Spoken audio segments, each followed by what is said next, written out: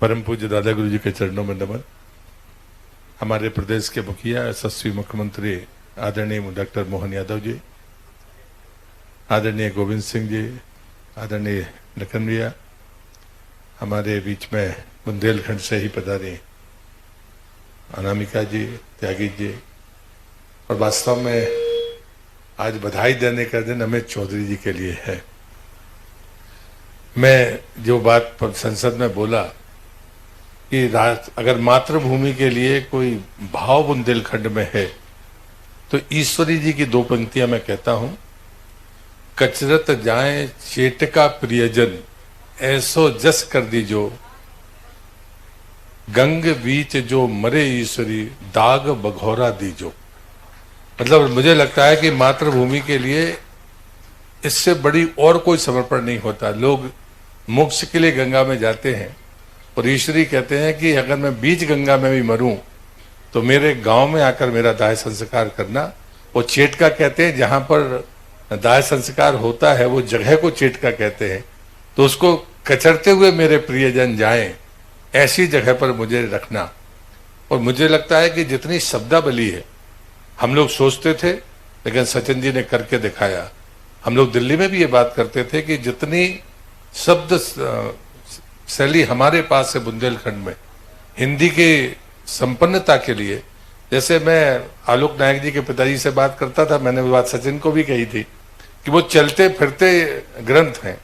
तो उन्होंने एक बार मुझसे कहा कि सब कहते हैं कि जरा ले लो, दे दो। उन्होंने कहा बोण के दे दो। अब बोणना किसी भाषा में नहीं होगा कि मतलब बोलने का मतलब है कि थोड़ा बढ़ो और उसको बढ़ाकर दे दो। बाकी के लिए पूरा वाक्य होगा, लेकिन बुंदेलखंडी में बोलना। ऐसे उनने मुझे कम से कम 10 शब्द बताए जो बुंदेलखंड में हैं। और इसलिए बुंदेलखंडी भाषा, बुंदेलखंडी संस्कृति ये वास्तव में पहचान है। और ये सिर्फ इसलिए नहीं कि सचिन अब उस सफलता के उस पायदान पर है जहां पर हम गर्व के साथ कहते हैं कि हम बुंदेलखंडी हैं, लेकिन बुंदेलखंड की अपनी परंपराएं, उन पर गर्व करना, ये हमारी पहला संकल्प आज होना चाहिए।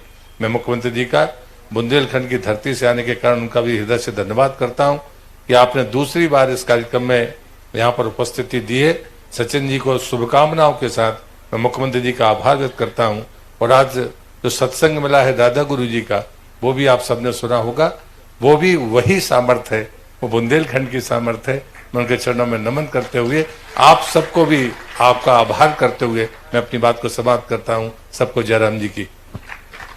अब अपने सपनों की पढ़ाई कीजिए अपने ही शहर के पास।